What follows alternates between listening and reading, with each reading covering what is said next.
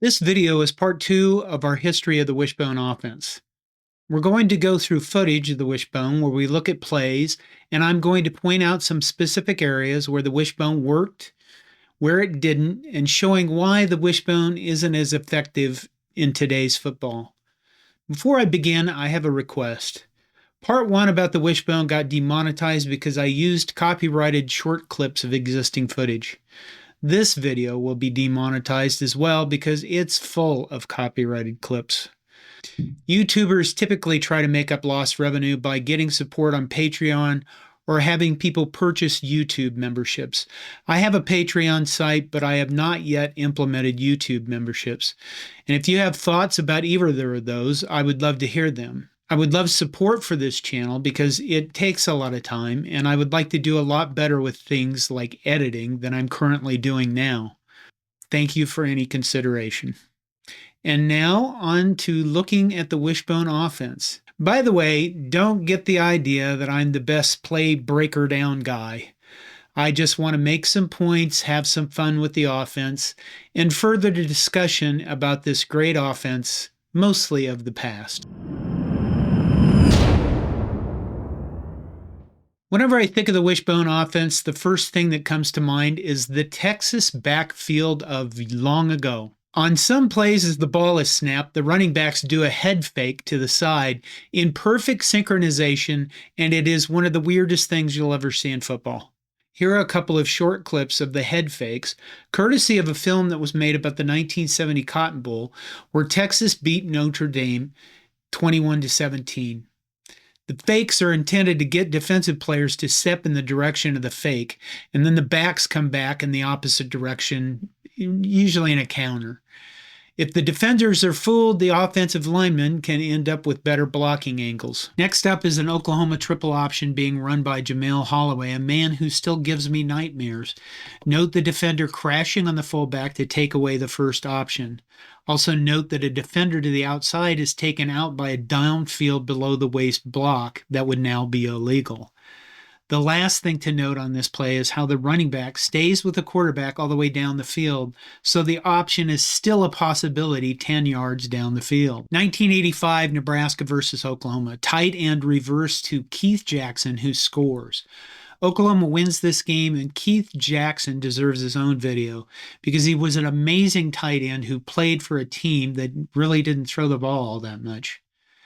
1971 Oklahoma versus Texas. The video is a little rough. Oklahoma has the ball. Jack Mildren runs a triple option. And again, notice that downfield, there's below the waist blocking pretty much all the way down the field. Same game, Texas scores on this play. Note how a defensive lineman sheds his blockers but then can't figure out if he's supposed to take the quarterback or the pitch man, and the quarterback cuts upfield for the touchdown. Note Oklahoma won this game 48-27. The two teams between them had 8 fumbles, something common to option offense. 1979 Alabama versus Tennessee. I chose this game because the footage is really nice and pretty clear and decent to look at. Everyone is aware of the adage that when you pass, 3 things can happen and 2 of them are bad. This is the quote favored by people who like to run the ball.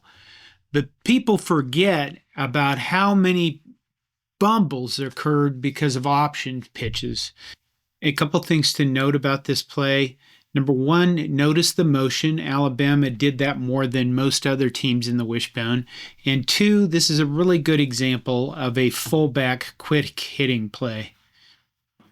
50% speed. This is a beautiful fullback dive for a first down play to keep Alabama's touchdown drive going. This is the next play in the game, and it's beautiful because it's complete deception. The linebacker that should have been there in that hole goes straight for the fullback because they just ran a fullback dive that play before that gained good yardage, and no doubt the linebacker didn't want that to happen again. So he takes the fullback, leaving the quarterback the ability to go straight up the middle of the field. Back to the 1970 Cotton Bowl, I want you to look at this right tackle.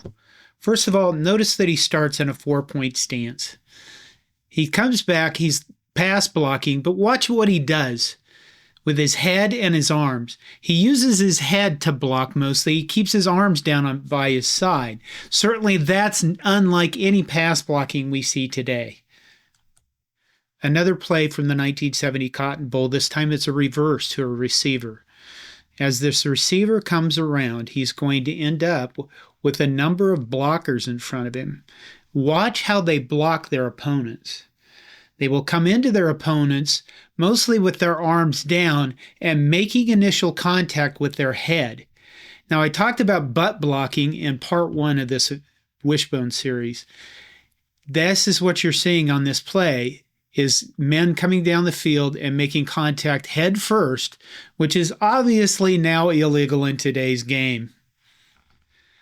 Same game, triple option to the outside. And what we're going to see as this play moves down the field is a low block, including a trip that's beautiful and should have been called. And then later on, a cut to the side, a low block. And because it's from the side, it's probably not clipping. But if you're a younger person watching this video, this is why your grandfather can't walk since he's been 50 years old. Same game, beautiful dive play at the goal line to score for Texas. Note the fake would have scored as well. And next up's another play from the 1970 Cotton Bowl. I included this because, well, the footage is really nice. And these are really good. And in this play, you see a guy get killed by 2 low blocks in a row. Last play from the 1970 Cotton Bowl is a really nice option play. And it's just well executed, good yardage gain. Notice the tearaway jerseys that were around at this time. The next 3 plays are from the 1985 Nebraska, Oklahoma, and I'll let Keith Jackson do the commentating because I tried commenting on these plays and all I did was weep. 85 Nebraska, Oklahoma. Oklahoma just destroyed Nebraska, and it was really tragic and horrible. Holieway still got it. And now is thrown down at about the 33. It's second down and 2. Holloway gaining confidence with every snap of the ball. Breaks it inside. Second down and about a half a yard. And they hand this one off to Spencer Tillman. And it looks like Spencer's getting... This last play we're going to look at is a triple option from the 1979 Sugar Bowl, Alabama versus Penn State. In this single play, I think you're going to see why the Wishbone, or any triple option offense for that matter, can't be as effective today like it could be years ago. We're going to go through this play a couple times and break down a lot of components to it about why it's the perfect play to show why this offense doesn't really work anymore. First, there's the cut blocking. There's even an instance in which 2 guys hit a guy low, and that's certainly illegal these days. Next, the defensive end does an excellent job of making the quarterback pitch, but he's too slow to get to the running back. And in today's football at the top levels, that's not the case. The same is true for all the linebackers we see later on. Those guys in today's game would be able to chase down most running backs because they have to do coverage. And that's how much the game has changed. I will be continuing the history of the offense series over the 2025 offseason. I plan on covering the I formation, the history of the option, the Notre Dame box, and some other offenses, although I'm still pondering how I'll split them up. Several of you have left comments about videos you'd like to see. Keep the comments coming, please. I appreciate the support so far. Even comments if they're about my horrible mispronunciation of names where I should know better. This is John Johnston with Hardcore College Football History. Thank you.